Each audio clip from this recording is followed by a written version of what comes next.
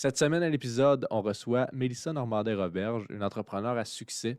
Elle vient nous parler un peu de son parcours, des défis qu'elle a surmontés et de son mindset de tous les jours pour conserver une entreprise qui fait dans les 200 000 par mois et qui fleurit à chaque année. Donc, j'espère que vous allez aimer cet épisode autant que j'ai aimé la tournée et je vous souhaite une très bonne écoute.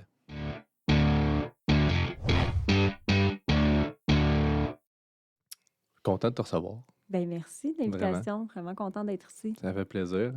Euh, J'avais une question à propos de l'entrepreneuriat. Oui. Selon toi, qu'est-ce qui fait qu'un entrepreneur va avoir du succès?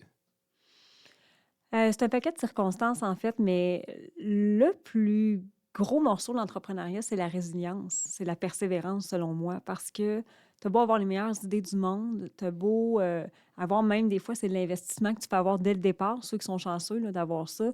Mais tu sais, si tu n'as pas la persévérance de te rendre jusqu'au bout de ton idée, si tu n'as pas la résilience, tu sais, c'est pas une game facile, l'entrepreneuriat, là. Moi, j'ai débarqué un peu dans le moment où on a commencé à vendre ça comme c'est facile.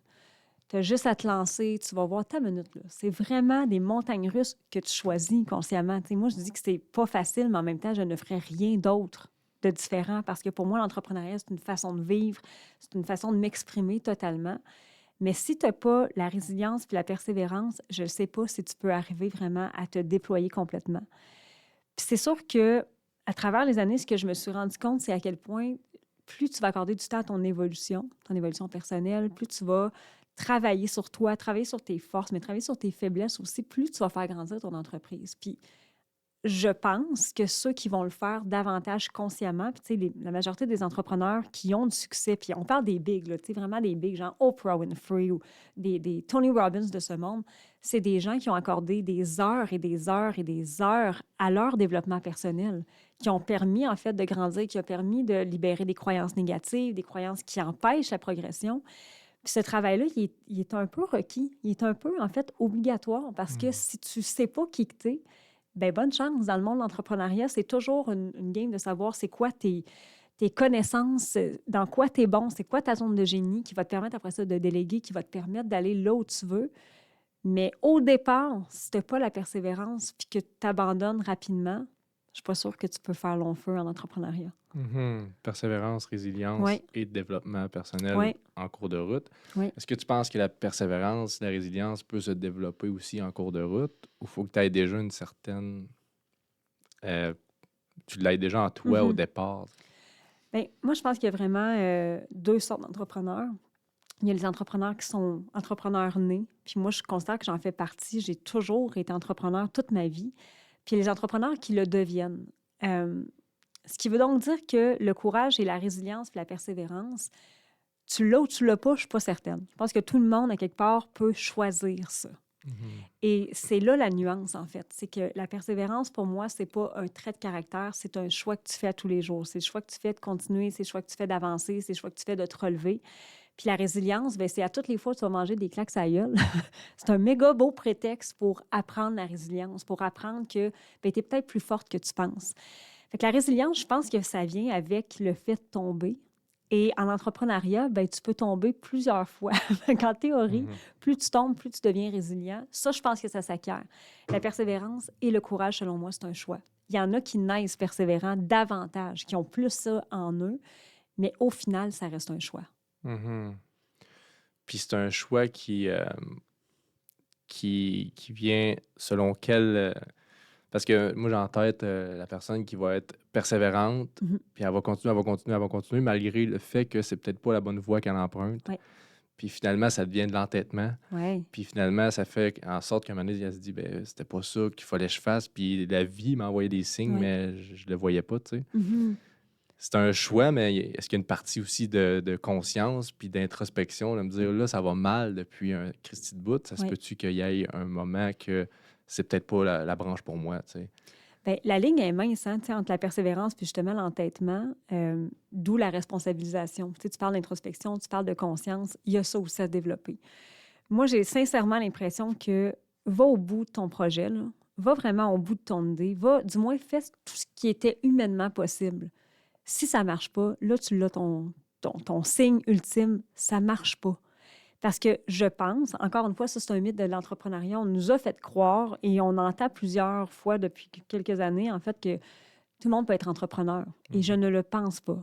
Tu sais, je pense pas que c'est vraiment pour tout le monde. Je pense pas que faut que tu sois prêt, il faut que ce soit vraiment aligné aussi. Puis il faut que tu aies ce désir-là de passer plusieurs heures, plusieurs temps de ton énergie, mais il faut aussi que tu aies cette conscience-là. Ça se peut que ton projet ne fonctionne pas parce que le projet, c'est pas le bon pour toi ou parce que tu manques de ressources aussi. Tu sais, je veux dire, demain matin, je décide que je veux partir un Walt Disney 2. OK, ben attelle-toi, là. Ça se Mhm. peut que ça marche pas parce que tu n'as pas le financement, parce que tu n'as pas l'argent. Puis si je me mets à me ruiner, je pense que quand ta santé mentale commence à en prendre un coup ou ta santé physique, tu peux pas aller là. Tu sais, la persévérance, c'est pas négatif. La persévérance, c'est quelque chose, c'est une force, une énergie, selon moi, qui te propulse vers un résultat. Quand ça commence à être vraiment négatif, puis que ça commence et que tu n'as plus de solution, tu es à bout de ressources, c'est juste le signe que c'est pas le chemin, effectivement. Puis l'entêtement, bien, ça prend ce recul-là nécessaire pour dire justement, est-ce qu'en ce moment, je manque d'introspection? Est-ce que je suis vraiment à la bonne place? Est-ce que ça correspond à mes valeurs? Est-ce que vraiment les choix que je fais actuellement pour mener à terme un projet, est-ce que ça concorde dans toutes les valeurs que j'ai? Puis est-ce qu'il y a un alignement? Puis ça, on le sait, hein? L'alignement, selon moi, c'est quand justement, pas que ça coule facilement, mais c'est peut-être plus fluide. Ouais. Tu n'es pas tout le temps en train de nager à contre-courant. Tu n'es pas tout le temps en train d'essayer de te sortir la tête de l'eau. Il y a aussi une espèce de flow qui t'emmène. Puis il faut que tu aies ce recul-là. L'entrepreneuriat, c'est le plus beau terrain de jeu pour s'arrêter et s'observer. Mhm. Alors qu'on pense qu'il faut tu sais, tout le temps être en train de courir, puis il faut que je fasse ça, ça, ça, ça, ça. Tantôt, j'en parlais off-cam, mais tu sais, moi, de 7 heures le matin à 10 heures, je ne travaille pas. C'est mon moment où je prends pour m'aligner. Ce projet-là, est-il bon pour moi? Je suis en train justement de perdre de l'argent, du temps, de l'énergie. Je suis en train de ramer à contre-courant. Et là, après, je suis capable de réajuster le tir, puis avoir de bonnes heures de travail, puis être persévérante dans ça, puis de trouver des solutions si jamais je rencontre un obstacle. Mais c'est le plus beau terrain de jeu pour faire je suis qui, moi, dans le fond? Je suis entêtée ou je suis persévérante? En ce Mhm. moment, je suis obstinée ou j'y crois vraiment puis je sais que c'est le bon chemin?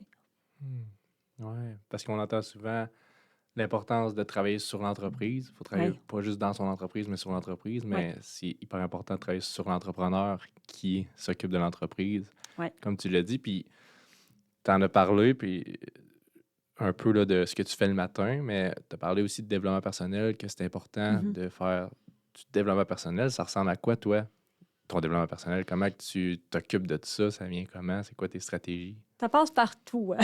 Ça passe par des thérapies, ça passe par du coaching. Tu sais, je suis allée chercher de l'aide aussi professionnelle parce qu'il y a eu des moments dans ma vie où j'ai senti que j'étais coincée, que je voyais peut-être pas, en fait, le potentiel ou les possibilités que je pouvais avoir. Euh, Puis évidemment, tu sais, c'est toute une question de régler ses bébites, régler son passé, régler ce qui ne te fait plus avancer.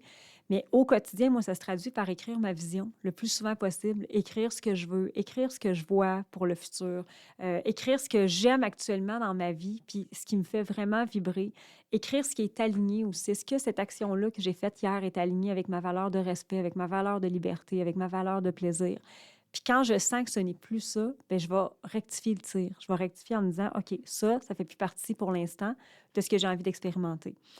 Je lis beaucoup. Je lis à tous les jours au moins, je te dirais, un chapitre au moins d'un livre, peu importe c'est lequel, mais un livre de développement personnel ou de développement des affaires.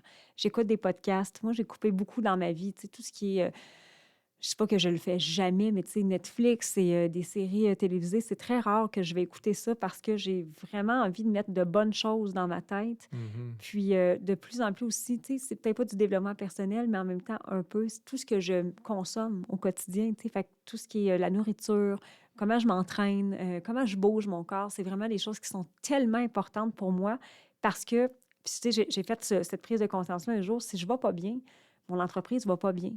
Puis au moment où je me disais ça, moi, j'avais 3 enfants que j'ai encore d'ailleurs, mais ils étaient plus petits à l'époque. Mais j'avais 3 enfants et j'étais mère monoparentale.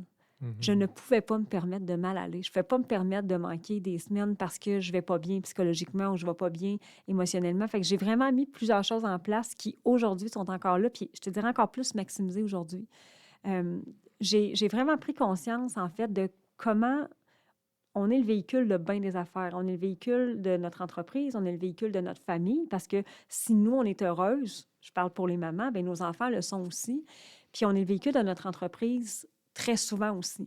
Puis si je ne permets pas le flot, ben il n'y a rien de bon qui peut arriver dans ma vie.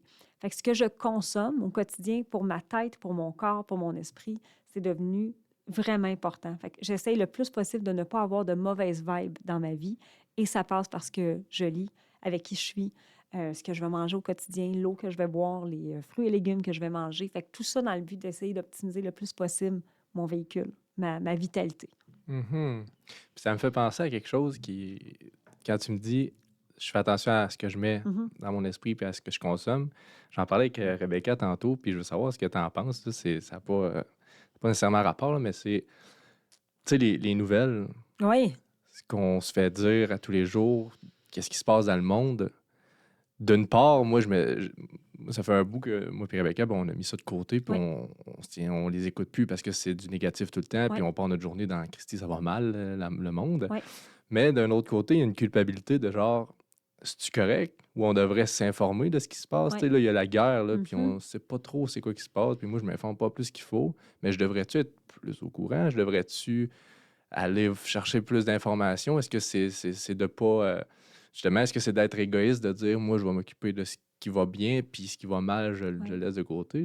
Qu'est-ce que tu Je penses de ça? pense pas. Parce que, en fait, moi, ma réflexion là-dessus, c'est drôle, j'avais la même réflexion ce matin, de dire là, faut que je commence à m'informer parce que je ne le comprends pas, le conflit. Moi, tout ce que je sais, c'est le résultat, puis le résultat ne me plaît pas du tout, du tout, du Mhm. tout.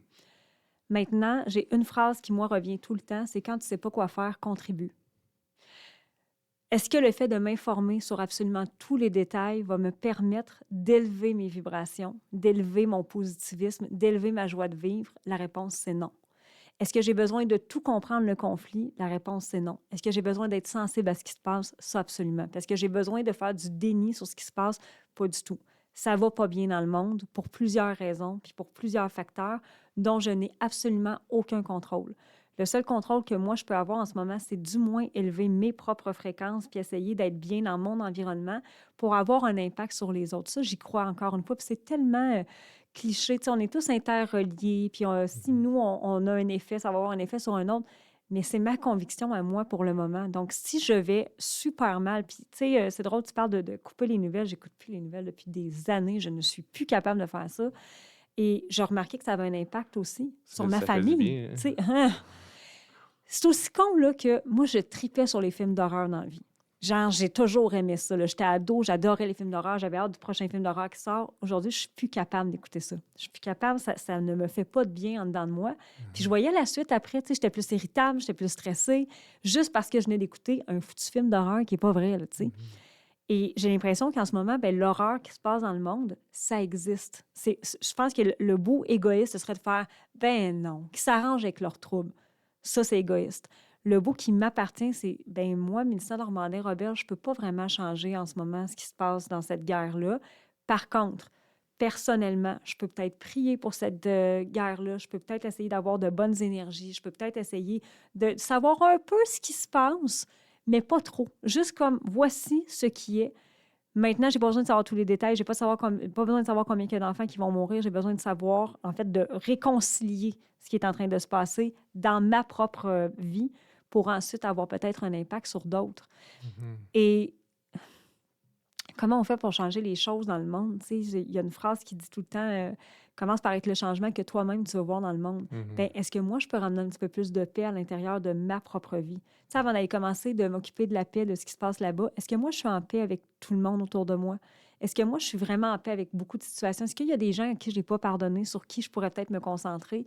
Puis après, j'ai l'impression, puis je n'ai pas la réponse, là, mais j'ai l'impression qu'il peut avoir un effet domino. Ouais, puis j'ai l'impression que c'est cette façon-là qui a le plus d'impact, comme tu dis, parce que de se tenir au courant de tout ce qui se passe, ça te met d'un état négatif. On va Absolument. s'entendre. Tu Absolument. sors pas de chez vous en étant heureux. Non, Mais est-ce que ça vient faire un impact réellement sur ce qui se passe, le fait de le savoir? Non. je ne penserais pas non Fait plus. qu'au final, qu'est-ce qui est le plus positif pour toi Oui. dans le moment, c'est de se concentrer sur qu'est-ce que tu ressens puis qu'est-ce que tu peux donner. Puis j'ai trouvé ça bon, ta phrase de quand tu sais pas quoi faire, contribue. Oui.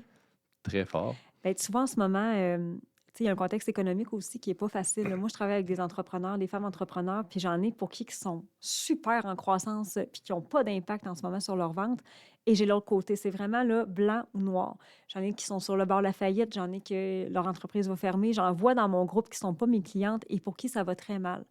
Puis moi, j'ai pris un pas de recul en me disant, OK, qu'est-ce que je fais? Je peux-tu sauver tout le monde? Bien, la réponse, c'est non. Je ne peux pas commencer à aller revendiquer pour tous ces entrepreneurs-là. Je ne peux pas changer le contexte économique.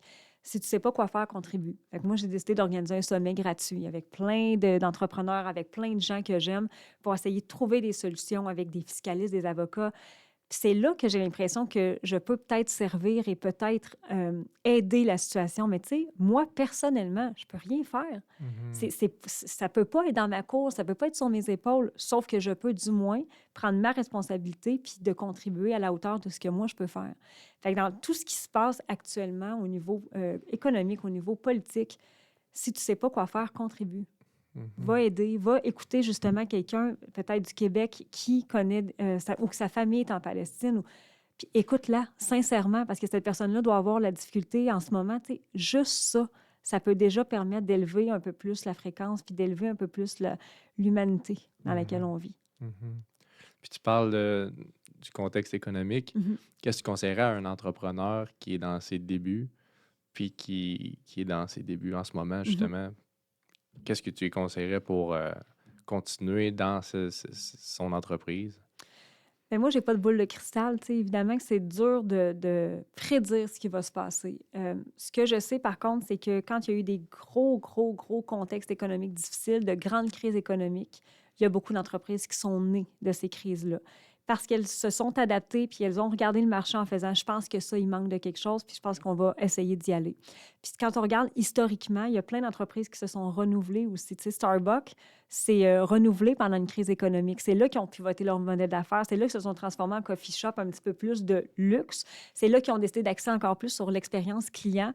Mais ça a pris une crise économique pour faire attends une minute, les boys, là, on est-tu comme dans la bonne direction? Là? On est-tu c'est ça Mhm. qu'il faut qu'on fasse? Et historiquement, ce que j'aime, en fait, c'est qu'il y a des preuves que, justement, ces grandes crises-là ont permis de trouver des solutions. Fait qu'actuellement, ce serait d'observer le marché.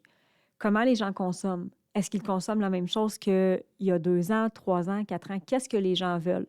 Il y a aussi un désir en ce moment, quand on est dans une passe un peu plus tough comme ça économiquement, les gens ont besoin de se rassembler encore plus. Ils ont besoin de connecter, ils ont besoin de communauté. Alors, si tu ne sais pas quoi faire, contribue. Est-ce qu'en tant que nouvel entrepreneur, tu pourrais contribuer à une situation, tu pourrais aider à un groupe en particulier? Je ne pense pas. En fait, est-ce qu'il y a un bon moment pour se lancer en affaires? La réponse, c'est non. Il n'y en Mhm. aura jamais. Parce qu'il y a toujours de quoi qui arrive. Parce que c'est jamais le moment. Parce que tu n'as pas l'argent. Parce que tu n'as pas le temps. Parce que tu es trop jeune. Parce que tu es trop vieux. Il faut à un moment donné que tu te lances, que tu regardes ce qui va se passer, que tu réajustes le tir, puis que tu agisses en entrepreneur. Un entrepreneur, ça trouve des solutions. Ça a été... J'arrête pas d'accrocher votre micro. Je m'excuse, l'équipe technique. Qui ont J'arrête les pas. mains de même. Euh, c'est ça, un entrepreneur, c'est programmé pour ça. Alors, si de te lancer dans un contexte comme celui-là, c'est vrai que c'est pas évident, là. C'est pas la même affaire que... Ou tu sais, ça me fait penser à quelqu'un qui s'est lancé en mars 2020. Genre qui a ouvert un pignon sur rue en mars Ouais, c'est ça. 2020. Oui, c'est ça, 2020. C'était peut-être pas le meilleur contexte. Mhm. Mais rapidement, si tu te vires de bord, si tu trouves des alternatives, si tu regardes le marché, je pense sincèrement qu'on est capable de s'en sortir. Mhm. Il y a vraiment plusieurs études qui démontrent, puis je répète, mais les crises économiques, il y a beaucoup d'entreprises qui sont nées de ces fameuses crises-là et qui durent encore aujourd'hui Mhm. parce que ça a été un besoin qui a été répondu dans un contexte où qui était peut-être moins évident, là. Mhm. Fait qu'il a bien analysé son marché, mais C'est clair, être prudent. s'adapter aussi. Oui, c'est ça. Un bon entrepreneur va trouver des solutions, va s'adapter, puis va Mhm. le faire rapidement. Mhm. Donc, si ces skills-là, en ce moment, qu'est-ce qu'on devrait faire comme entrepreneur qui se lance? Juste de vérifier ça. J'ai-tu les skills en ce moment? Je peux-tu m'adapter facilement? Je peux-tu être aussi un bon observateur du marché? Ça ne veut pas dire qu'on a la réponse toute faite, mais il y a peut-être quelque chose qui va pouvoir vraiment bien sortir de ça. Mhm. Parlant de lancement, Oui, toi, ça fait un moment que tu es en entrepreneuriat. oui, Je sais que t'avais eu une école de musique. oui.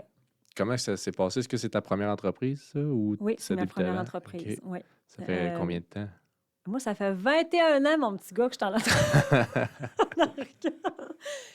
Moi, quand je dis que je ne sais pas faire autre chose que l'entrepreneuriat, c'est ça que je veux dire. C'est que j'ai pas... j'en ai eu là, des petites gigs d'employés. Tu sais, j'ai travaillé dans des travails étudiants. J'ai été enseignante aussi, mais parallèlement, j'ai toujours eu mes entreprises. À l'âge de 18 ans, j'ai parti ma première vraie entreprise. Je dis première vraie parce que J'ai toujours fait ça. J'avais 8 ans, je faisais une pâtisserie, puis je vendais des gâteaux sur le coin de la rue. Tu sais, j'ai toujours trouvé la façon de monétiser une idée. Et ça, je m'en rends compte aujourd'hui, c'était comme facile pour moi. Puis ça vient de où, tu sais-tu? Aucune idée. Tes parents Mes sont... parents ne sont pas entrepreneurs. La seule personne qui est entrepreneur dans ma famille, c'est mon grand-père maternel, mais il est mort quand ma grand-mère avait 12 ans. Tu sais, ça n'a pas rapport, là. OK. Genre, je ne connais pas personne dans mon entreprise, dans mon entourage. Puis même mes amis, tu sais, j'étais la seule entrepreneur. Je ne sais pas d'où ça vient, honnêtement, mais ça a toujours été là. J'avais 5, 6 ans, 7 ans. Je faisais des spectacles dans ma cour, je faisais payer les gens. Puis je ramassais quand même des bons montants, là. C'était quand même surprenant pour une enfant de cet âge-là. Puis ça a toujours resté. Fait que pour moi, c'est naturel d'entreprendre. Alors que justement, être salarié, je suis la pire employée du monde, là. Tu sais, moi, j'étais professeure au primaire. C'est déjà arrivé, j'arrive 30 minutes en retard, là. Puis que les enfants sont dans la classe puis ils m'attendent, tu sais. Fait que j'ai compris rapidement que ceci ne pourrait pas fonctionner. Fait que j'ai parti ma première école à 18 ans, sans trop savoir encore. Tu sais, c'est très naïf. Puis, je pense qu'être entrepreneur, c'est ça. C'est être naïf. C'est de, tu sais, tu te lances, tu calcules, mais pas tant. Tu l'essayes. Puis, sans trop mesurer. Puis, à un moment donné, tu fais OK, on y va, puis on verra ce que ça donnera. Et à ma grande surprise, en fait, l'école a été un succès quand même assez rapidement. Au départ, c'était pour payer mes études. J'avais 15 élèves. C'était vraiment de base. Je donnais mes cours du lundi au vendredi. Puis tout de suite, comme 6 mois après, engage une première employée, en engage une deuxième, troisième, quatrième. Ah Et ça ouais. a toujours grossi. Puis j'ai fait des projets extraordinaires. Là. À cette époque-là, on a travaillé avec tous les plus grands du showbiz. C'était Sugar Sammy. On a eu... il y en a plein que je ne peux plus nommer parce qu'ils ont tous été accusés dans le MeToo. On est Mais rendu les mythos. bon, Étienne Boulay a été là, Marie-Mé, Marc Dupré. Tu sais, on a eu vraiment les plus grands noms. Puis je pense que j'ai compris avec les années, en fait, l'école de musique a été mon école à moi. Ça a été mon école d'entrepreneuriat où j'ai comme appris à négocier, que j'ai appris à budgéter, que j'ai fait tous les rôles. J'ai fait la comptable, j'ai fait la réceptionniste, j'ai fait l'enseignante. Je les ai toutes faites. Puis c'est vraiment en arrivant vers 30 ans que j'ai commencé à me questionner et à faire... Bon, là, je pense que j'ai fait un peu le tour. Tu sais, j'ai eu tous les grands artistes du Québec. Je ne peux plus vraiment maximiser ma clientèle. J'avais 2 succursales de plus. J'étais rendue comme, est-ce que je franchise les maestros? Je trouvais que c'était trop. Je trouvais qu'il y avait quand même quelque chose de très personnel dans cette école-là. Tu sais, Ouais. le lien était très, très personnalisé avec les élèves. Puis Payette est arrivé comme l'année d'après dans ma tête. J'ai fait, ah non, je pense qu'il va falloir que ça bifurque. Mais l'essence des maestros, qui était d'entre autres de, oui, on enseigne le piano, le chant, mais c'était l'éducation pour devenir encore plus persévérant. C'était l'éducation pour réaliser ses rêves. C'était Mhm. un prétexte pour devenir la personne que tu voulais être. Et Payette est devenue la suite logique des maestros. Puis de quelle façon ça s'est passé, ce switch-là? Il y a eu comme un blocage. Ah, ça a été long avant que ce soit... Tu sais, c'était comme une idée un peu farfelue dans ma tête, là, parce que paillette, à la base, il faut comprendre que c'est un running gag. Tu sais, la paillette, c'est que j'en ai toujours porté. C'était un peu quétaine. Le monde autour de moi faisait hey, là, fatigante avec ta paillette. Mais il y avait vraiment quelque chose d'un amour avec la paillette. Je faisais des spectacles, moi, dans la vie pour porter de la paillette. Mhm. Puis il y a eu un moment donné dans ma vie où j'ai fait hey, là, je peux plus m'habiller de même. Tu sais, je suis une mère, je suis une professionnelle. Nan, nan. Fait que j'ai mis ça de côté. Puis quand c'est revenu, je dis non, non, non, ça va s'appeler Paillette Inc. C'est la chose que j'ai toujours aimé le plus au monde. Puis il ne doit pas avoir juste moi qui est comme ça dans ma tête. Il ne doit pas avoir juste moi qui regarde la vie puis qui fait comme, il me semble que c'est pas si nice que ça. Tu sais, c'est un peu plate, dans le fond. Tu fais ton matin, midi, soir, tu te couches, tu te relèves, tu attends ton vendredi pour avoir du fun si tu es chanceux. Puis après ça, tu attends tes vacances d'été. What? Mhm. Et c'est comme si j'avais réalisé à 30 ans que bien, tous les rêves que j'avais dit que je ferais dans ma vie à l'âge de 14-15 ans, il n'y en avait pas tant que ça de cocher. Là. Il y en avait, mais pas vraiment. Puis ça a été vraiment le début de la fin de mon ancienne vie. Donc, mon ancienne vie, mon école de musique, la relation que j'avais à l'époque, ça a été comme, non, c'est pas ça. C'est pas ce que je veux pour ma vie. Et là, je me suis lancée à fond dans Paillette. J'ai été 1 an à chevaucher les deux. J'avais et les Maestros et Paillette Inc. pour me rendre compte à un moment donné que mon cœur n'était plus avec les Maestros. Après 15 ans, c'était plus là, c'était plus aussi magique qu'avant. Et Payette a pris son envol aussitôt que j'ai quitté les Maestros. Ouais. Ça a fait comme... ça a ouvert ses ailes. C'est là que j'ai commencé à faire des conférences en France, au Maroc. Paris, Toulouse, bref, vraiment un peu partout. Puis j'ai fait, OK, j'ai vraiment quelque chose. Je te parlais d'alignement tantôt. Paillette Inc., c'était tout ce que j'étais à l'époque et tout ce que je suis aujourd'hui. Mhm. Mais au complet, là. Mhm. Puis c'est fou comment il y a vraiment quelque chose qui se passe quand tu décides d'y aller all-in dans quelque chose. Ouais, Hein. Tu sais, quand tu tiens comme deux bouts, ouais, les deux marchent moyen. Mais on dirait que quand tu fais comme, OK, je fais confiance ouais, au processus, puis je fais confiance à la vie de j'y vais à fond, ouais. ça se met à C'est un voler. Puis... acte de foi que je savais pas encore à ce moment-là. Tu sais, quand j'ai fait, moi, cette année-là, je me séparais. C'était pas le moment là, que je parte une deuxième entreprise, pas du tout. Il fallait que je rachète ma maison familiale, parce que je voulais pas que les enfants changent de maison. Mais je pouvais pas acheter une maison, dans le fond. Là. C'était vraiment... j'étais travailleur autonome. Fait qu'à ce moment-là, j'avais besoin d'un endosseur. Puis bref, j'ai fait... Je me lance. Et c'est devenu une raison viscérale pour que ça marche. Parce que je voulais avoir la maison avec les enfants. Je voulais que les enfants gardent leur cocon. Mais c'était un acte de foi. C'était vraiment un... OK, j'y vais. On verra ce qui va arriver. Puis Mhm. j'ai jamais regretté mon choix, là. Puis c'était quoi Paillette Inc. au début dans ta vision? Tu te dis, je m'en vais faire quoi? C'est quoi tu vas construire? Là? C'était flou, autant flou que c'était quand même clair. Parce que ce que je me disais, tu sais, ce que je voulais, c'était quelque chose de très grand. Mais le très grand, je n'étais pas capable de le définir. Ce que je voulais, égoïstement au départ, c'était, moi, ça faisait des années que j'étais sur scène avec mes élèves de dos. Puis la grande prise de conscience a été, mais voyons, moi, dans la vie, mon premier rêve de vie, là, c'était d'être sur une scène. Là, je suis sur une scène, mais de dos tout le temps. Je dirige une chorale, je suis jamais de face, je me donne pas Mhm. cet espace-là. Mhm. Et là, me remettre en question, ben, je me dis, ouais, c'est donc bien égoïste. Tu sais, dans le fond, tu vas tout lâcher pour être de face. C'est tout ça le point. Mais il y avait effectivement ça, parce que ça, c'était le rêve d'enfant que j'avais. Puis je trouvais que d'honorer ce rêve-là, c'était le début du commencement de quelque chose. Donc, au départ, je me disais, c'était juste pour moi me remettre de l'avant. Je voulais quelque chose de gros sans savoir c'était quoi encore. Je savais pas que les programmes en ligne existaient. Je voulais être conférencière davantage, mais le but était de réunir des femmes qui, comme moi, c'était peut-être un peu enlisé dans ce que c'est la vraie vie normale et qui avait peut-être oublié qu'il y avait des rêves, qu'il y avait des aspirations, que la petite fille ou l'adolescente en elle, bien, ça avait été mis de côté parce que, tu sais, une mère, ça fait pas ça. Au départ, c'était ça. C'était juste ça, de me dire, je vais trouver des femmes comme moi qui vont remettre en question ce qu'on s'est fait croire pendant trop longtemps. Et tu vois, quelques mois après, je testais en fait dans une conférence, je donnais une conférence pour un groupe de MLM à l'époque, puis j'avais pas le temps de finir ma matière. J'avais comme donné tellement de trucs, puis... mais il m'en restait pour à peu près 3 heures. Puis j'ai fait, et si je faisais un programme? Puis en le disant, j'ai fait, écoutez, je pense que je pourrais faire vraiment un programme. Je vous accompagnerai pendant les 10 prochaines semaines. Et à ma grande surprise, genre, il y en a 80 qui se sont inscrits. J'ai fait, OK, il y a quelque chose ici. L'alignement. Tout est arrivé au bon moment. Fait que le hybride de paillettes, le programme qu'on connaît aujourd'hui, qui n'avait pas de nom à l'époque, c'est fait cette journée-là. Puis là, j'ai compris qu'il y avait quelque chose, puis j'ai répété cette formule-là année après année. Wow. Mm. OK. Fait qu'il n'y avait pas de vision claire, mais il y avait tu le sentais quand même Il y avait une grandeur. il y avait une grandeur Ouais, qui se cachait derrière ce que tu ouais, voulais accomplir, puis tu as décidé d'y aller quand même ouais. malgré ce flou-là. Puis, tu sais, aujourd'hui, c'est drôle parce que quand je parle de clarté, c'est une des premières choses que je vais faire avec les entrepreneurs. Tu sais, clarifie ta vision en oubliant même que la mienne était tellement floue. C'était flou, flou, flou.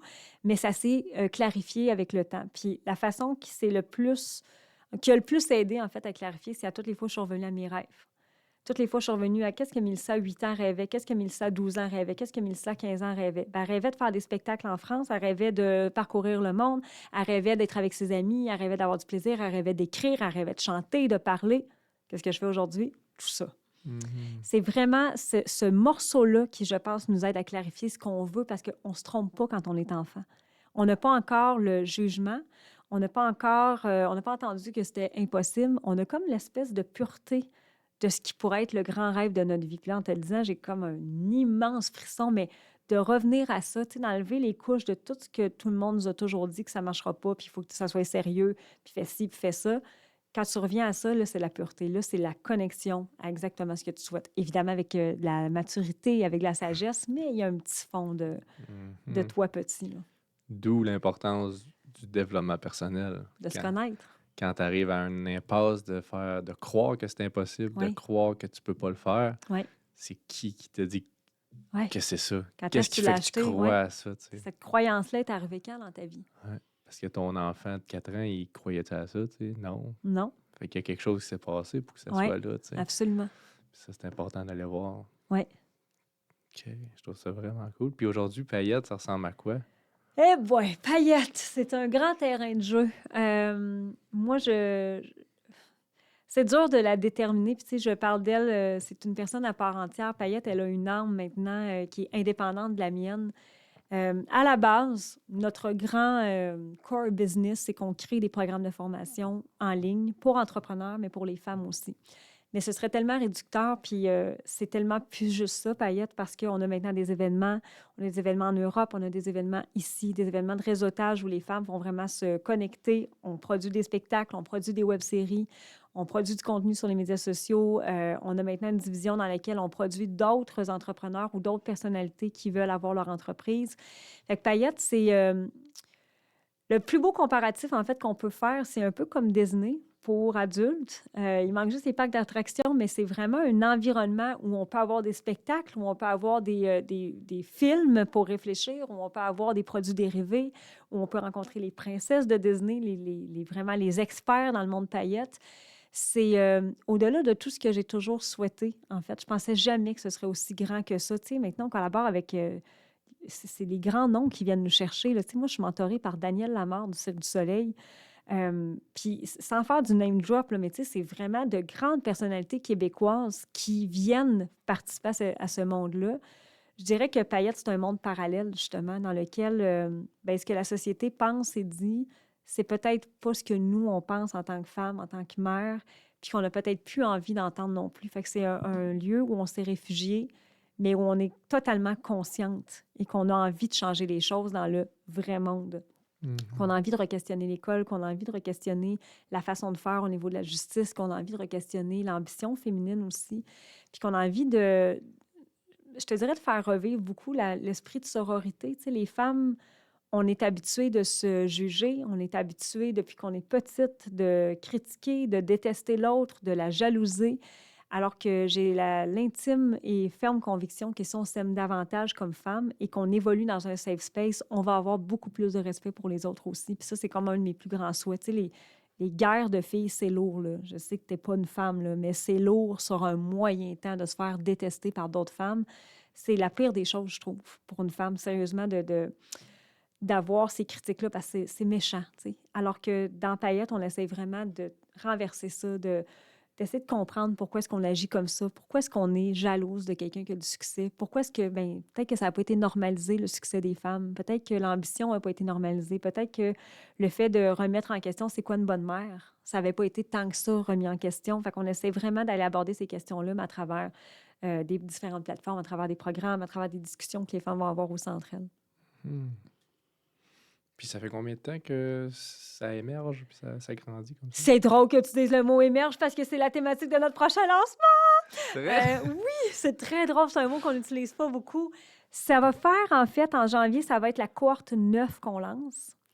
Payette existe depuis officiellement 7 ans et demi, mais officieusement 8 ans parce que j'avais commencé à y réfléchir quelques mois avant. C'est juste que je n'étais pas incorporée, je n'étais pas encore une vraie entreprise. Mais oui, ça va être la cohorte 9 dans quelques mois qui va débuter. OK. Félicitations. Merci. Merci beaucoup. Puis, est-ce que tu es à l'aise de parler de chiffres? Ben oui. Oui. Parce Ben qu'il y a oui. des gens qui sont moins à l'aise de. Non, moi, je trouve que c'est important. Oui. Oui. Mes sources disent que. En fait, c'est une vidéo que j'ai vue de toi, mais je ne l'ai pas retrouvée. Fait que je ne sais pas si j'ai vu le bon chiffre. Vas-y, Mais je vais te le dire. 200 000, ça se peut-tu? Par mois? Par mois? Oui. On est, cette année, on clôt 2023, et je ne veux pas dire n'importe quoi, mais je pense qu'on est à 2,5 millions. C'est la troisième... Non, c'est la deuxième année consécutive qu'on est à plus que 2. Il y a 3 ans, on était à 1,9 million. Depuis 2020 que je suis au-dessus du 1 million. Puis avec quand même un très bon taux de profitabilité, là, je pense qu'on est à... Il me semble qu'on est à 350 de profit cette année, ce qui est excellent, honnêtement. Moi, je n'ai jamais connu de déficit. Je vais toucher du bois, là, mais j'ai toujours été en croissance. Puis pourquoi est-ce que je nomme les chiffres, puis pourquoi est-ce que j'ai envie qu'on en parle, c'est que honnêtement, moi, je n'ai jamais eu de comparatif, je n'ai jamais eu de preuve que ça existait, puis j'ai Mhm. l'impression que ça a peut-être été plus long pour bien des femmes d'atteindre 100 000, 500 000, 1 million. Puis le but, tu sais, je ne suis pas une meilleure entrepreneur parce que j'ai ça, là. Pour moi, ça n'a pas rapport. C'est juste que j'ai eu cette capacité-là à créer ce montant-là. Puis si je vois plus de femmes qui sont capables de le faire, j'ai l'impression que ça va peut-être être plus facile pour d'autres femmes de monter, du moins, dans leur business. Puis il y a quelque chose de très insidieux quand, tu sais, pourquoi c'est mal de parler d'argent? Puis à toutes les fois, là, je commence à, moi, à me libérer de plus en plus, mais tu sais, j'ai eu peur des attaques, j'en ai eu, C'est ça, j'allais te demander, tu dois te faire haïr par des c'est gens. sûr, puis je l'ai payé cher. Ouais, Je te dirais que j'ai payé très cher le fait d'exposer publiquement ça, puis payer cher pas en termes de monétairement, mais tu sais, un jour, je vais le raconter, mais j'ai eu vraiment des trucs pas cool, là, tu sais, des attaques qui ont pas de sens, bref. Mais je maintiens mon point. Je pense que c'est vraiment important de le faire, de, de- d'arrêter de démoniser l'argent. Pour moi, l'argent, c'est ultra positif parce que ça me permet, tu sais, juste moi, dans mon équipe, j'ai 7 femmes qui travaillent pour moi, là. Mais c'est pas juste cette femme, c'est cette famille. C'est mhm. cette femme qui permet de faire vivre leur famille. C'est cette femme qui ont une belle vie, qui ont une qualité de vie. Tu sais, ma belle-sœur travaille avec moi. Je suis vraiment heureuse de pouvoir lui donner un bon salaire, un meilleur salaire que même quand elle travaillait dans une autre compagnie parce que ben, elle est capable d'être soutenante pour sa famille. Puis, tu sais, j'aide, puis pas juste moi, là, je veux dire, toutes les femmes qui, je sais, ont de l'argent aident plein d'autres femmes.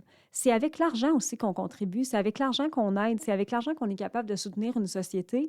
Puis je sais pas c'est à quelle heure qu'on a continué de dire que c'était mal, puis que comment ça qu'une personne qui fait de l'argent, c'est mal, puis comment ça que c'est une mauvaise personne. Ça n'a pas rapport. Pour moi, l'argent amplifie la personne que tu es. Si tu étais bad à la base, ça se peut que tu le sois plus avec de l'argent, mais tu vas l'être aussi si tu l'as pas, là.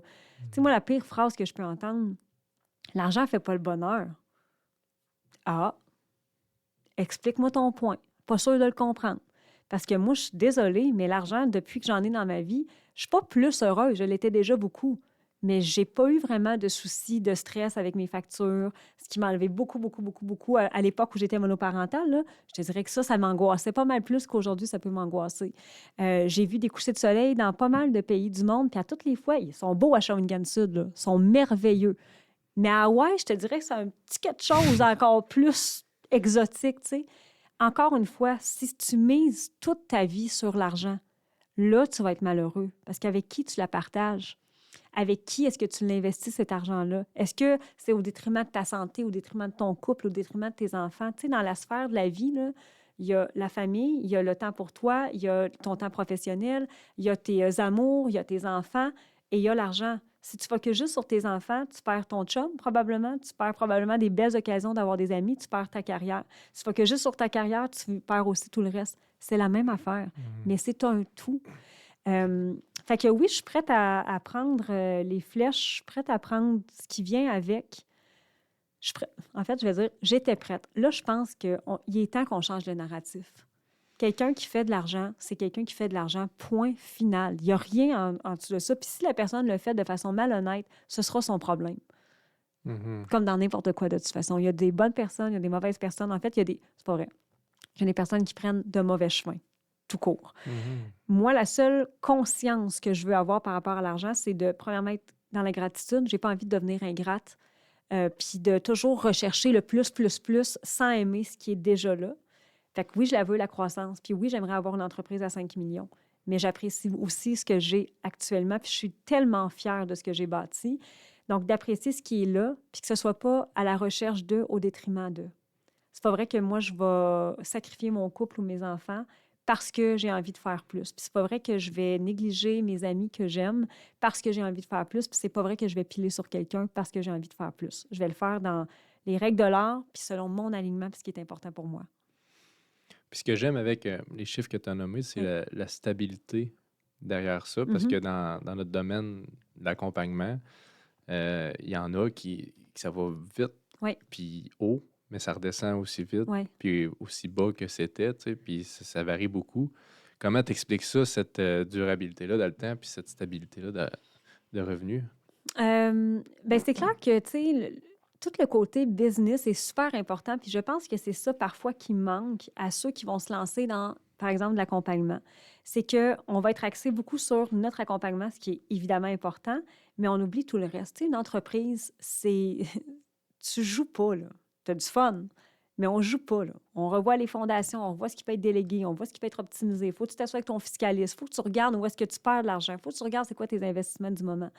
Et c'est ce bout-là, puis que bien des entrepreneurs ne feront pas, bien des femmes ne feront pas parce que c'est le bout qui n'est pas créatif, c'est pas le bout qui est le party absolu, là. Mais en même temps, tu as une business entre les mains. Tu as une entité que tu es en train de bâtir. C'est les fondations, c'est le premier étage, deuxième étage, troisième étage, puis ainsi de suite. Par la suite, c'est sûr que ta vision, est-ce que ton entreprise est en lien avec ta vision? Tu sais, moi, je voulais une équipe, je voulais que ça grossisse, j'étais prête à le faire, j'étais prête à aller en Europe, j'étais prête à vraiment avoir ce genre de move-là courageux.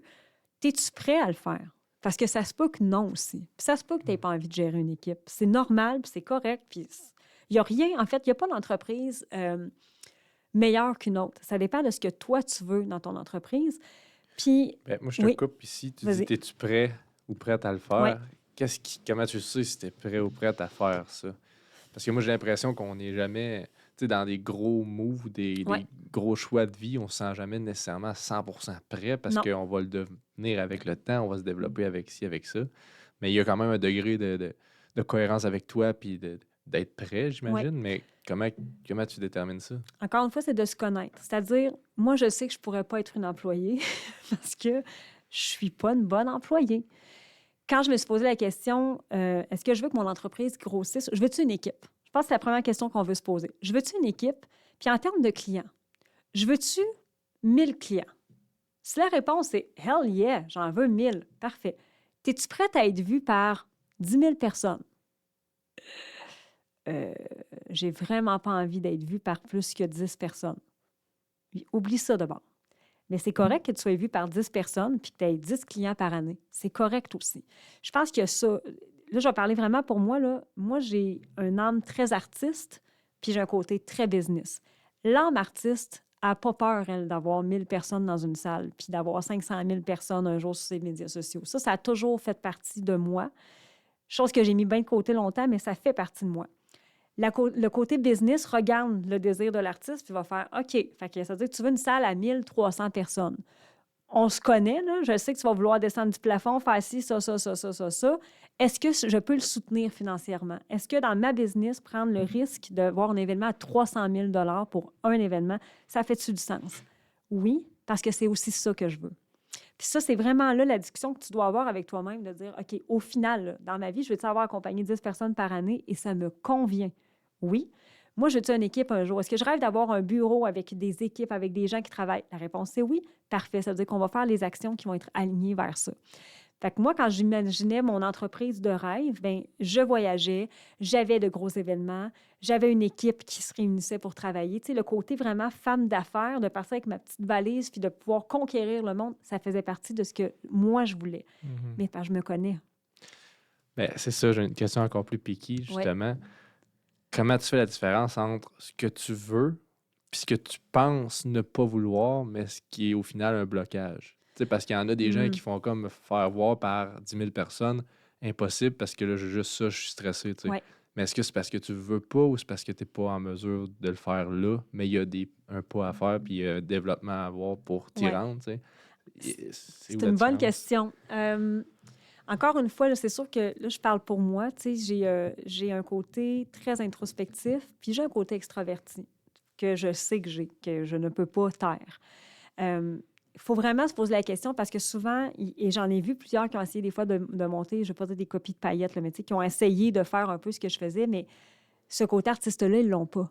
Lance-toi pas là-dedans si tu n'as pas le goût de le faire, là, tu comprends? Il faut aussi que tu connaisses tes forces. Et quelqu'un qui va être plus introverti, ça ne veut pas dire qu'il n'y aura pas de succès, ça ne veut pas dire qu'il n'y aura pas une carrière absolument incroyable. Mais c'est vrai qu'il va y avoir des blocages à défaire. C'est vrai que si tu veux une entreprise d'une grandeur phénoménale, puis que là, tu reviens, puis tu fais « Ouais, mais en même temps, je ne veux pas être vue par plus que 10 personnes. » OK, là, il y a un clash. Là, c'est un blocage. Je pense qu'il faut vraiment le décliner de « Est-ce que je veux une grande entreprise? » La réponse, c'est oui. Pourquoi? Moi, je veux une grande entreprise, puis la réponse qui me venait tout le temps, là, c'est « Je veux vraiment laisser un héritage. » pas un héritage financier, je vais laisser un héritage. Moi, j'ai envie de le laisser une marque. J'ai envie que pour mes enfants, entre autres, mes enfants dans 10, 15, 20, 30, 40 ans, 50 ans racontent à leurs enfants comment que j'étais. Peut-être que c'est parce que moi, j'ai pas eu de grands-parents dans la vie, puis on dirait qu'il y a ça qui me manque dans mon évolution à moi, de dire waouh, ça doit être donc bien impressionnant quand tu as connu ta grand-mère ou tu as connu ton grand-père, de connaître un peu leur histoire. Donc, moi, je me disais, je veux laisser un héritage. Je veux qu'il y ait un livre, je veux qu'il y ait peut-être un film, je veux qu'il y ait ci, je veux qu'il y ait ça. Puis je veux que mon message impacte le plus de femmes possible parce que moi, ça m'a aidé. Ça m'a tellement aidé à me sortir de tout ce que je me suis sortie, puis ça m'a aidé à être celle que je suis. Donc, à la base, ta vision. Tu veux-tu une grande entreprise? T'en veux-tu une moyenne? Tu veux-tu une petite entreprise? Moi, tu me parles d'avoir 500 employés, honnêtement, j'ai pas envie de ça du tout, du tout, du tout. Parce que j'aime quand même la proximité avec mon équipe. J'aime qu'on puisse se développer ensemble. Fait que ce que je sais, c'est que je veux une moyenne entreprise. Peut-être pas une multinationale, mais je veux une moyenne entreprise. Parfait. Ça veut dire, est-ce que je suis prête à dealer avec des employés? Oui. Combien? 15? 20? Yeah, ça commence à tirer 30. C'est ça que je veux. Parce que je sais c'est quoi gérer des employés maintenant. Je le veux, mais avec quelqu'un qui va s'occuper du personnel, qui va s'occuper des ressources humaines. Ah, parfait, c'est déjà plus léger. Fait que je vais le décortiquer de cette façon-là. Alors que des fois, je vais parler à des entrepreneurs qui sont des travailleurs autonomes puis qui disent, moi, là, être dans mon bureau, faire 10 clients par semaine, ça me va. Est-ce que tu veux plus? Non. Pourquoi? Je suis bien comme ça, vraiment, là. C'est terminé. On éteint la discussion là. Questionner ton pourquoi. Puis le pourquoi, honnêtement, il faut qu'il soit viscéral. Parce que là, justement, si tu veux une moyenne entreprise, si tu veux qu'elle soit connue en France, si tu veux qu'elle soit connue, as-tu les nerfs pour ça? Il va falloir que tu travailles ça. Parce que là, il va peut-être avoir des commentaires négatifs. Il va peut-être avoir des gens qui vont te critiquer. Il va peut-être avoir ci, il va peut-être avoir ça. Là, quand tu vas gérer, moi, j'ai connu des démissions en bloc. Là. Ma première équipe a démissionné toute la même journée parce qu'on n'était plus alignés. OK, on est-tu prête à ça? Si ça arrive encore, oui, je vais être prête à ça. Ça va être correct. Je vais passer au travers. C'est normal. Ça fait partie du processus. Parfait. C'est aussi un work in progress. Ce que tu voulais il y a 5 ans, accepte que c'est peut-être plus ça que tu veux. Dans 5 ans, je vais encore vouloir ça. Je sais pas. Mais pour l'instant, c'est ça, puis c'est à ça que ma vision, en fait, se colle le plus. OK. Fait que c'est questionner son pourquoi, puis d'être honnête avec soi-même profondément de c'est-tu une peur ou c'est vraiment parce que je veux pas. Des fois, on se cache derrière, ça j'en veux pas, ou ça me va, ou je suis correct dans mon emploi, tu sais, on va ça, je suis satisfait. C'est vraiment parce que tu es satisfait ou c'est parce que tu évites le fait de non, je suis pas bien, mais c'est stressant parce que là, il faut que j'aille faire telle chose, puis c'est trop d'anxiété. Tu sais. C'est drôle hein, parce que, tu sais, en ce moment, je suis en discussion justement avec Daniel Lamarre, tu sais, puis il me remettait un peu en question en disant, tu veux-tu que ça grandisse? Tu sais, parce que là, on a fait un bel événement, 1300 personnes, l'événement était écœurant. Il n'y a jamais personne qui a vu ça dans le milieu dans lequel moi j'évolue. Puis tu as descendu du plafond. Puis j'ai descendu du plafond. Ça, c'est très important. C'est toujours le bout qu'il ne faut jamais oublier. Faut Là, le dire. Puis lentement, là, genre, c'était pas une petite descente. Non, c'était une longue descente, costume puis tout, là, tu sais. Puis lui disait, je pense que ça va devoir passer, entre autres, par les médias traditionnels, tu sais, que tu te fasses connaître comme une chanteuse, comédienne, animatrice se fait connaître dans la vraie voix des médias. Puis j'ai eu un... ta minute. Moi, je suis bien dans mon safe space qui est Internet, dans ma communauté qui m'aime, dans les gens qui, oui, il y en a qui me jugent, mais pas tant que ça, tu sais, de moins en moins, en fait. Je suis prête à me jeter dans la gueule du loup. Puis là, je suis vraiment en questionnement en ce moment, tu sais, de dire à quel point je le veux. Est-ce que je suis... j'ai-tu les nerfs pour ça? Tu sais, si, mettons, il y en a, je sais pas, là, sur Québec Scoop en ce moment, qui est comme le... qui semble être le moyen facile de dénigrer quelqu'un. Est-ce que je suis capable de recevoir ça? Puis pourquoi je le ferais? Et là, je me rebranche à mon pourquoi. Mon pourquoi est assez fort. Est-ce que vraiment mon message, je veux qu'il impacte autant? Si oui, est-ce que je suis prête à avoir peut-être l'équivalent en critique? Puis j'ai pas encore la réponse. Honnêtement, elle n'est pas encore là. Je questionne beaucoup de gens, je parle avec beaucoup de gens. Mais tu sais, d'avoir ce recul-là, cette humilité-là, de voir aussi à un moment donné, c'est-tu ton ego qui parle? Tu veux être connu genre de 100 000 personnes parce que toi, tu te trouves bien importante ou c'est parce que tu as vraiment envie de faire une différence dans la vie des gens? Parce que le jeu va peut-être pas en valoir la chandelle. Va peut-être un jour, tu vas peut-être te faire critiquer par plein de personnes. Es-tu prête à ça? Puis finalement, ça valait-tu vraiment le coup que tu le fasses? Fait que c'est très évolutif. Je pense qu'il faut accepter cette évolution-là. Il faut accepter que ça va changer. Ce que je veux maintenant, ça se peut que ce soit plus ça dans 2 ans. Mais c'est de questionner qu'est-ce que tu veux là, en ce moment. Puis ça va comment, ce questionnement-là? Des journées, c'est très... Je le sais. D'autres journées, je fais... sais pas. Mais Ouais. je m'entoure de gens qui ont fait le chemin. Fait que, je pèse les pour et les contre en toute connaissance de cause parce qu'après ça, c'est facile de demander à des gens qui l'ont jamais fait qu'est-ce que tu ferais? Ah, non, moi, j'irai jamais là, tu sais. Fait que je m'entoure vraiment des bonnes personnes, des gens qui sont capables de vraiment m'outiller. Puis je me questionne moi-même beaucoup. Tu sais, j'écris beaucoup. Je fais vraiment attention ces temps-ci à mon système nerveux parce qu'il a été un petit peu échaudé dans les derniers mois. Fait que je veux vraiment comme... Tu l'as-tu vraiment rebâti parce que c'est pas le temps d'y aller puis d'être un peu chambranlante. Puis que finalement, tu es invité à tout le monde en parle puis c'est toi la conne de la place puis tu le savais pas, là. Fait que toi, tu descendais du plafond. Oui, Guilla, c'est ça que je faisais. Je descendais du plafond. Pourquoi? Parce que j'ai pas d'autre réponse. OK, ben c'est intéressant que tu en parles, puis je trouve que c'est important justement parce que des fois, on voit des personnes qui réussissent, Oui. puis ce qui montre, c'est le succès, mais on voit pas des fois à l'arrière du décor de moi aussi j'ai des doutes, moi aussi j'ai des questionnements, moi aussi j'ai des peurs, puis des remises en question, puis tu sais, au final, on est tous au même niveau intérieurement quand on s'en va faire des choses qui est de l'inconnu au Oui. final, tu sais, Constamment. c'est un travail constant, c'est ça qui est fou. Puis c'est ça que j'aime avec l'entrepreneuriat, c'est que justement, tu es challengé entre je m'en vais vers ce que je veux, puis je le veux tellement que mes blocages, ils se présentent, mais faut que j'aille au-delà de, Oui. tu sais.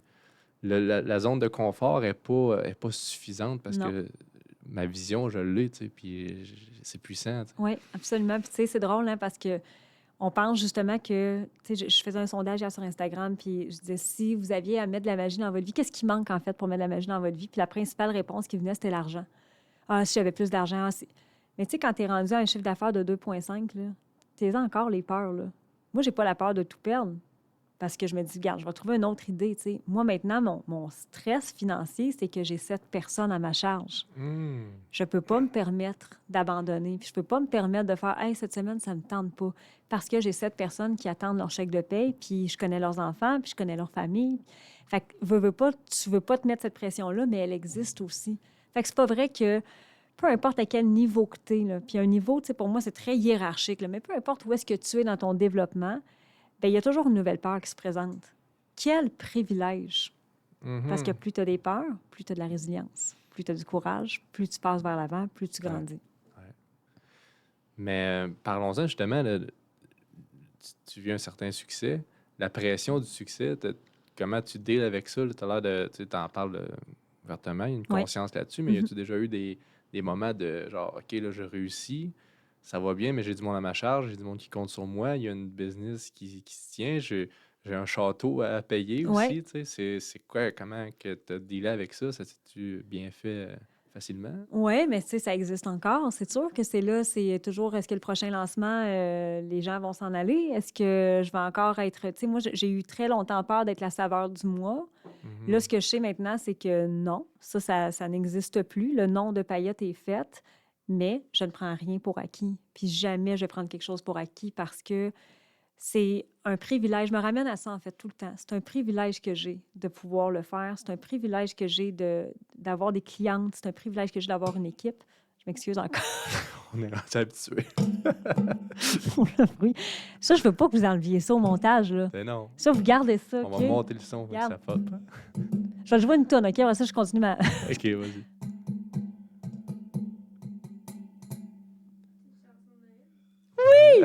Vive le vent, vive le vent. Ben, une prof vive de le musique vent, qu'on vive a le- avec nous aussi. Faut se rappeler. Tu vois, ça m'aide à enlever cette pression-là. Tu sais, on se prend tellement au sérieux. Puis là, quand tu es en affaires, ben c'est ça. Tu brasses des grosses affaires, puis là, tu as des gros investissements. Hey, si ça ne marche pas un jour, là, je ferai d'autres choses. J'ai l'intelligence pour le faire, puis j'ai la créativité pour le faire. Fait que je veux rien prendre pour acquis. Moi, tant que je vais avoir du fun dans ce que je fais, je vais continuer. Tant que ça va avoir de belles portées sur les gens, je vais continuer. Puis je vais m'adapter. Je me suis toujours adaptée. Est-ce que je vais avoir autant de succès dans 10 ans? Aucune idée. Je vais en avoir plus? J'aimerais. Mais au final, je veux pas... Je veux que ça reste aligné sur qui je suis dans ma version du moment. Puis, à toutes les fois qu'il y a une peur qui arrive, à toutes les fois qu'il y a quelque chose qui se présente qui est vraiment inconfortable, je vais prendre le temps aussi d'aller comme essayer d'alléger tout ça, puis d'écrire là-dessus, puis de me demander pourquoi. Tu sais, ça vient d'où, dans le fond, cette peur-là de tout perdre? Est-ce que j'ai déjà tout perdu? La réponse est non. C'est jamais arrivé. Même dans les pires moments de ma vie, c'est pas arrivé. Parce qu'il y a toujours eu quelqu'un, quelque chose, une opportunité qui s'est présentée. Parce qu'il y a toujours eu une occasion de grandir aussi. Fait que je pense que ça aide beaucoup à dédramatiser ça. Mais je me forme constamment. Je suis coachée.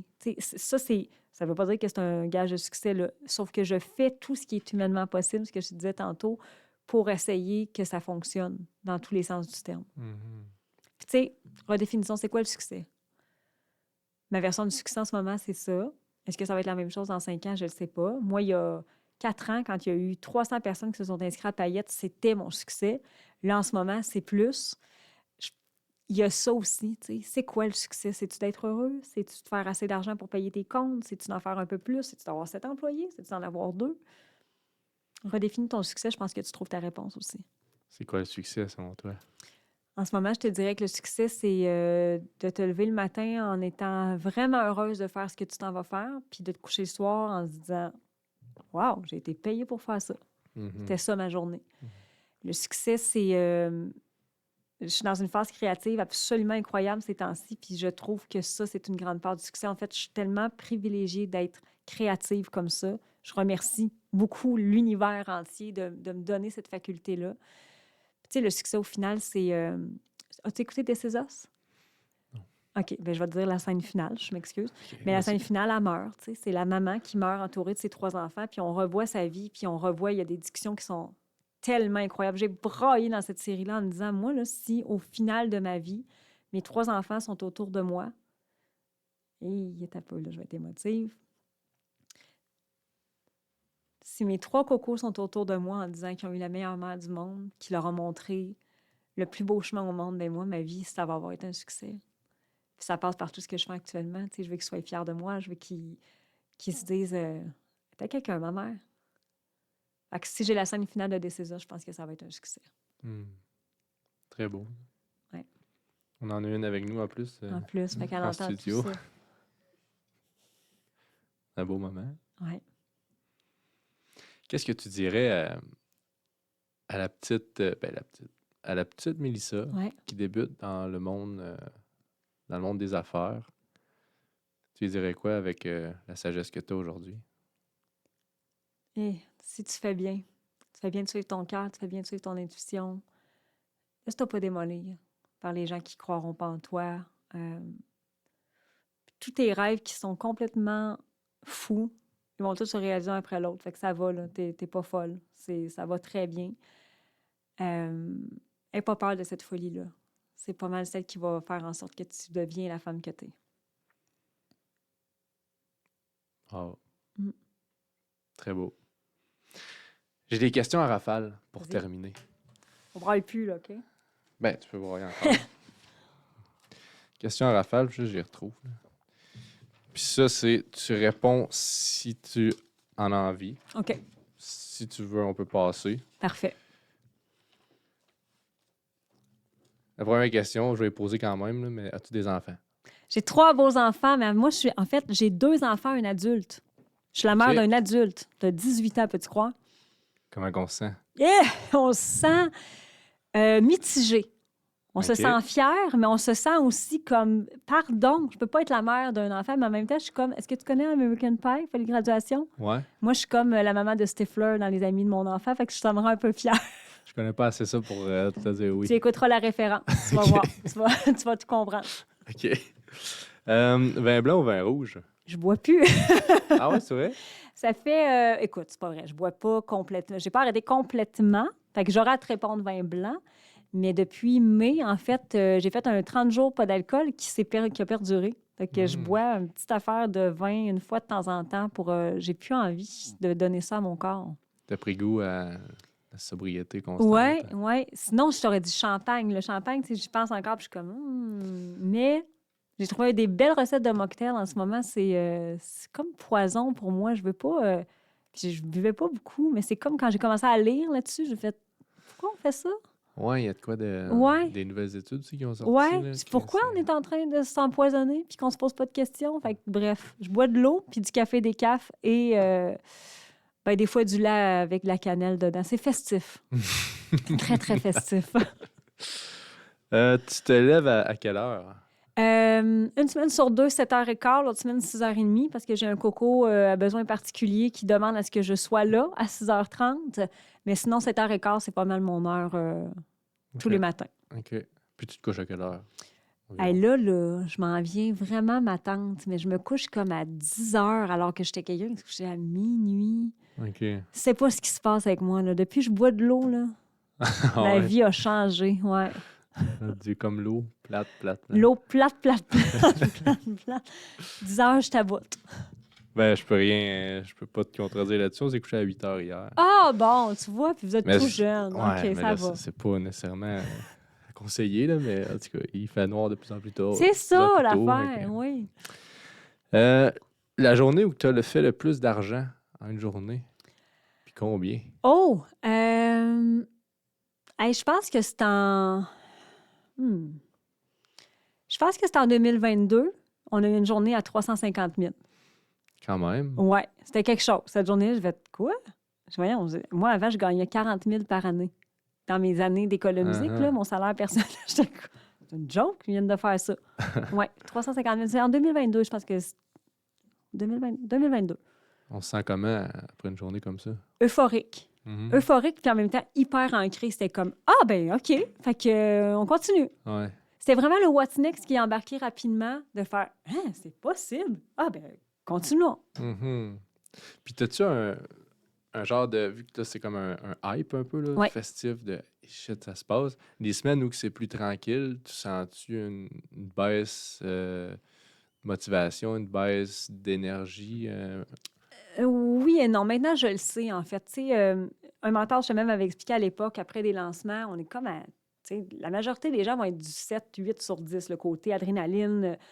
Puis quand on est en lancement ou après un spectacle, on est à du 14, 15. De toute façon, on revient, on fait, ouais, la vie est plate. Non, Mm. tu es juste à du normal. Tu es à du 6, 7 sur 10. Fait que maintenant, je le sais. Ça fait partie vraiment... tu vois, après mon événement, je suis partie comme 3-4 jours, tu sais, pour justement décanter loin, tu sais, revenir aussi dans le vrai, là, c'est-à-dire que tu descends pas d'un plafond tous les jours. Calme-toi, là. Il y a aussi du lavage à faire puis tu as des enfants à t'occuper. Mais j'ai pas tant de down de cette façon-là. C'est comme, c'est normal. T'as appris à Oui, dealer avec, fait que c'est plus oui. un down. Tu sais, Ce qui est pas normal, c'est justement d'avoir un hype de, tu sais, 350 000 dans une journée. Je veux dire, c'est très rare que quelqu'un dans sa vie va vivre ça. Fait que ça, c'est un privilège incroyable. Mhm. Apprécie-le quand ça arrive, là. Mhm. C'est pas ça qui est la normalité, tu sais, C'est c'est ça, de revenir dans la c'est normalité ça. puis d'aimer ça, je comprends. Exact. Parce que je l'ai vécu semaine dernière. Ça fait 2 semaines, on a fait nos premières conférences Oui. devant un nombre de personnes plus élevé que Oui. d'habitude. Puis 2 dans la même semaine. Fait en tout cas, moi, j'étais sur un Oui. hype. Puis on continue, on travaille, ça va bien, puis ça avance. Puis la semaine d'après, c'est qu'on retombe dans la routine. Oui. C'est comme, Tu sais, moi, je le vois c'est- vraiment, c'est une régénération. Ton corps a besoin d'une régénération. C'est la même affaire que si tu t'entraînes. À un moment donné, il faut aussi que tu mettes... C'est correct. Ton corps se remet tranquillement. Fait que c'est dans ces semaines-là... En tout cas, moi, maintenant, je mets rien à l'horaire parce que je sais que je vais être moins fonctionnelle, parce que je sais que je vais être moins créative, puis je veux pas non plus commencer à rechercher absolument cette énergie-là, tu sais. C'est ça. Elle existe, mais c'est aussi une drogue, là, tu sais. C'est quelque chose que ton corps a besoin. Fait qu'il faut que, à un moment donné, tu fasses le contrebalan, là. OK, j'aime ça. Ouais. Chien ou chat? Oh, ben là! Ça, c'est chien. C'est Attends, chien. mais c'est... Tu sais, moi, j'ai un dalmatien dans la vie. Je veux dire, il est parfait, mais des bébés chats, là... c'est quelque chose. Là, j'ai un bébé chat en ce moment, j'ai comme trop d'amour à lui donner. Fait que je pense qu'un bébé chat. Ouais. Mais je l'aime, mon chien, comme si la Ouais, personne... C'est pas genre choisis-en un puis on tue l'autre, là, mais Non, c'est ça. une OK. préférence de. Ben là, un bébé chat, c'est dur à battre. Ouais. Quoique j'ai pas vu mon chien bébé. Tu sais, un bébé dalmatien, excuse-moi, ça doit être la chose la plus incroyablement cute du monde. Ah non, un bébé chat. Un bébé chat, là, ça vient me chercher émotivement. C'est ta réponse finale. C'est ma réponse finale, bébé OK. chat. OK. Bébé chat. C'est quoi faire assez d'argent? OK. Pour moi, faire assez d'argent, là, c'est la liberté d'entrer à quelque part puis faire combien ça coûte? Je m'en fous. Je vais juste acheter ce que j'ai envie d'acheter. Pour moi, faire assez d'argent, c'est ça. C'est vraiment de ne pas te soucier de ce que ça coûte. Puis Tu sais, mon train de vie a changé, mais honnêtement, pas tant que ça. Oui, mais non. Dans le sens que j'ai jamais fait de grosses folies. Tu sais, ma maison est ma plus grande folie, mais c'est pas une folie, c'est un investissement tellement sur le long terme. Puis j'ai pas... tu sais, je suis pas partie sur la go, j'ai pas dépensé des centaines de milliers de dollars dans des sacs à main. De toute façon, un chiffre d'affaires, c'est un chiffre d'affaires, hein, c'est pas un niveau de profit. Sauf que c'est arrivé que je suis rentrée dans des boutiques, justement, avec les enfants ou même des boutiques pour moi, puis de ne pas regarder le prix nécessairement, puis de repartir en faisant « Ah, ben ça vient de me coûter 4 000 de vêtements, puis je suis correcte pour l'année, puis je suis vraiment heureuse. » tu sais. Fait que je pense que c'est quand tu ne regardes pas comment ça coûte, puis tu dis « Oui, c'est beau, je le prends, je l'aime, je le prends, c'est ça, faire assez d'argent. Mhm. OK. Est-ce que tu médites Tous les jours. tous les jours? C'est un essentiel dans ma vie. Si je ne le fais pas, honnêtement, je ne sais pas comment j'aurais soutenu mon système nerveux, surtout dans les derniers mois. J'ai commencé à méditer de façon récurrente. Je méditais un peu, tu sais, mais là, vraiment d'en faire une pratique.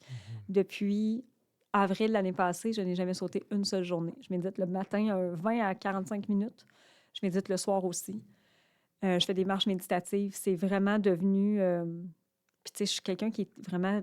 Je ne veux pas dire TDA parce que c'est trop une étiquette, là, mais tu sais, j'ai la tête qui roule constamment. J'étais certaine d'être celle qui ne sait pas méditer, qui ne peut pas méditer. C'est un mythe. Si moi, je suis capable, il y a bien du monde qui sont capables. Fait que 2 fois par jour, quand même. Oui, quand même. Puis c'est vraiment... C'est requis. Ouais, c'est je le rendu, sens maintenant. Je m'écoute beaucoup. Quand je sens que, justement, je vais commencer à être... je sens que l'anxiété monte un peu, je sens que je suis un peu déphasée, je retourne méditer, je retourne m'asseoir. Joe Dispenza, hein, c'est mon best buddy. On pourra en parler longtemps. Ah, Joe, je l'aime. Joe, moi, j'ai un grandeur nature de Joe. J'ai un 6 pieds de Joe. Il est plus petit que ça, mais dans mon bureau. Fait que constamment, Joe, on s'obsède. Oui, j'ai Joe. Absolument, c'est Joe. C'est vrai, oui? C'est très vrai. Ah ouais? On t'a envoyé une photo. Oui, c'est... C'est bien bon. J'ai 2 obsessions dans la vie. J'ai Taylor Swift et j'ai Joe Dispenza. J'ai aussi Taylor en Ah ouais, grandeur OK. nature. Les obsessions, Tu vois, c'est ça s'appelle un peu de la folie. Mais c'est cute. Ben, c'est correct. Puis c'est de la vulnérabilité de le dire devant Oui, la caméra. oui, Joe est là. C'est sûr que Joe dans mon bureau, ça passe. Joe dans ma chambre à coucher. Là, mon chum a fait OK, là, ça va faire. Là. Tu l'as essayé. Je l'ai essayé. Je dis d'un coup, ça passerait, j'ai besoin de Joe. Il dit non, Joe ne sera pas ici. Ça va être beau. Ouais, c'est comprenable, là, je comprends. Ça fait combien de temps que tu suis Joe, tu fais ses méditations? J'avais lu le premier livre qui était... c'était pas rompre avec soi-même, c'était être super extraordinaire. En tout cas, Ouais. celui-là, Ouais. que j'avais rien compris. Je le lisais, j'étais comme « What the fuck? De quoi qu'il parle? » J'ai commencé à écouter son séminaire à une période de ma vie où j'avais vraiment besoin de croire à autre chose. Et c'est devenu... Joe est ma religion. Là. Genre, je ne prêche que par Joe. C'est fou comment il explique bien Oui. la patente là, Oui, qu'on comprend on pas. comprend Là, rien. c'est comme « Ah, OK. OK. Et That's là, why. j'ai relu son livre. Puis là, Ouais, j'ai fait puis là, les liens se OK, font. parfait. Là, je comprends. Fait que, ouais, Joe m'accompagne beaucoup. Ouais. Are you with me still? Hello! Ouais, moi aussi, puis il m'a aidé justement dans mes méditations à Ouais. comprendre le pattern, le processus de qu'est-ce qui se passe. Pourquoi on médite? Les niveaux Oui. aussi, puis le pourquoi on médite, Ouais. tout ça, ouais, vraiment. Je travaille beaucoup avec l'échelle de conscience aussi de Hawkins, David Hawkins, qui... Ça a été le premier pas, je te dirais, tu sais, vraiment, pas tant méditatif, mais plus de conscience. Tu sais, en ce moment, je vibre à du 120, je suis en crise. Puis là, je me demande comment ça, j'attire juste du monde qui m'engueule. Ben, allô? Hello, are you with me still? Parce que je vibre ça. Fait que ça a été mon premier, je te dirais. Moi, j'ai besoin de comprendre beaucoup, j'ai besoin de le voir. Fait que là, ça, c'était comme très concret, mais après ça, c'est Joe. Je ne jure que par Joe. Je te file. Je te prêterai, je l'amènerai en studio prochaine Ouais, fois. sérieusement, Ouais. ça serait... Je l'emmène. J'aimerais ça. J'aimerais ça l'avoir près de moi. Oui, il y a quelque chose d'apaisant. Ouais, Joe. ouais. Mélissa, si on veut te rejoindre, comment qu'on fait? Par téléphone. Non, non, 819, on va l'afficher. elle donne son numéro, genre ma mère l'a pas. J'ai encore accroché ça. C'est pas je prends une autre tonne, OK?